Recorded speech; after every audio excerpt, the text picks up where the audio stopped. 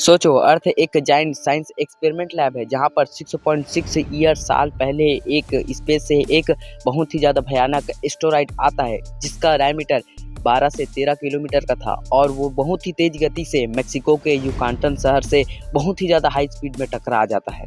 ये इम्पैक्ट इतना ज़्यादा पावरफुल था कि इसने बिलियंस ऑफ न्यूक्लियर बॉम्ब के बराबर एनर्जी रिलीज किया, जिसके तुरंत बाद ही पूरे प्लैनेट पर विनाश का सिलसिला शुरू हो गया। टकरार के मोमेंट पर ही आसपास के हजारों किलोमीटर का एरिया वेपोराइज हो गया, जमीन पिघल कर हवा में उड़ गया और शॉक वेव्स ने पूरे अर्थ को हिला दिया। समुद्रों में हंड्रेड्स ऑफ मीटर की मेगा सुनामी उठने लगी। कॉन्टिनेंट में इतना बड़ा बड़ा अर्थक्वेक आया कि पूरा का पूरा कॉन्टिनेंट ही हिल कर रह गया और इस इम्पैक्ट से निकले हुए रेड हॉट डेब्रिज ने पूरे एटमॉस्फेयर को जला दिया। मतलब कि इस लेवल का तापमान बढ़ गया था कि पूरा का पूरा जंगल ही जल गया था, जिसे कहते हैं वाइल्ड फायर्स।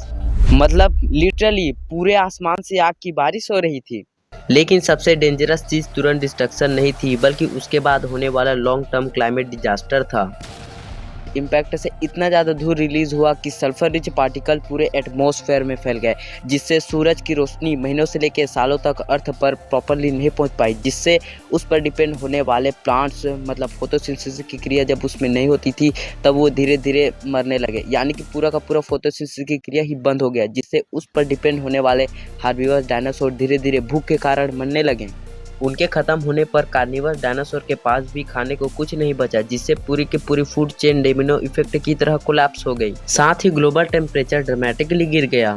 एक तरह का न्यूक्लियर विंटर शुरू हो गया था, जहां पर दिन में भी रात होती थी, ऊपर से ठंड, ऊपर से हार्श कंडीशन और फिर एटमॉस्फेयर में सल्फर कंपाउंड्स की मात्रा इतनी ज़्यादा बढ़ गई थी कि एसिड रेन भी हुई, जिससे लैंड और ओशियन दोनों का इकोसिस्टम डैमेज हुआ। बड़े साइज के डायनासोर को सरवाइव करने के लिए बहुत ही ज़्यादा फूड चाहिए था, ऊपर से उनका मेटाबॉलिज्म भी बहुत ही ज़्यादा हाई था, इसलिए वो इतने तुरंत में बदली हुई कंडीशन में सरवाइव नहीं कर पाए, या तो फिर कहें अडेप्ट नहीं कर पाए।